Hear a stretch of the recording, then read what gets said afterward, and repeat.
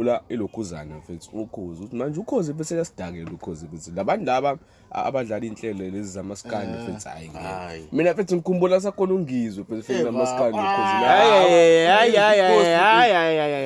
hey kahle nje ungizwe ubhande hayi kahle ba wena utshela ukhuluma ngathi umfazi hayi ibutho lamasimba ukhona president okunuka adakwa la nini ukhona umuntu okhuluma ngathi umfazi Hayibo, indoda ikhuluma ngathi umfazi. Yasilwela phela. Ulwela amasimba. Uyasikhulumela phela. Ulwela uthuve, ayikho nje lonto leyo. Angifuni ngami mina lo uNgizwe lo yaweni mina. Hayibo. Ngimfuni noma ngimbone.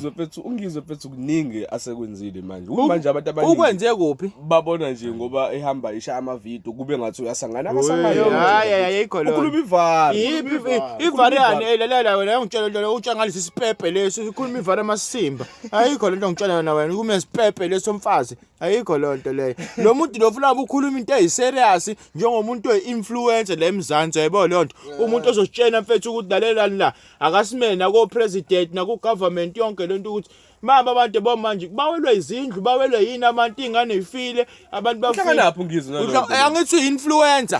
Kanti yini influencer phela abantu abanjengayo balalela ngithi banabalandeli. Ma ukuthi uyakhuluma la lonto abantu bayakhuluma hayi kwakufanele azaxoshwe ngisho emsakazweni hayi ikho leyo hayi kwakufanele azaxoshwe ngisho emsakazweni suka awutshenje lonto yabo wena udlala ngomculo ayikho ungizwe akayibonzi imdala akayiboni nje imdala yena ngakhe silwela ayikho lonto leyo ayikho nje lonto leyo ayikho hayi yabo nje futhi ngabe udiscipline ukhuluma nje kahle hayi yabona fanele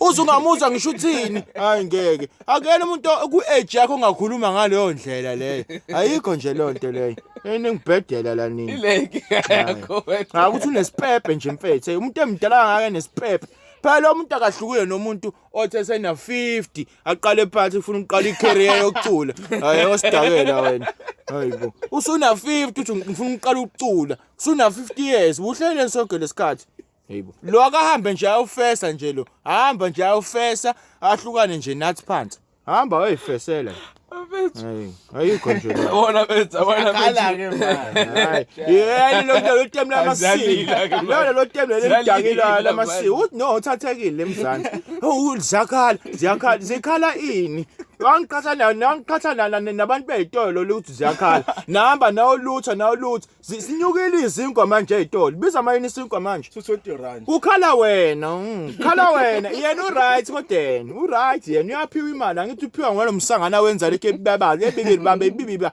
uzungamuzwa ngisho ngifisa ukwazi nje abafazi bakhe bathini usiseke go kanje usidaba ubhedala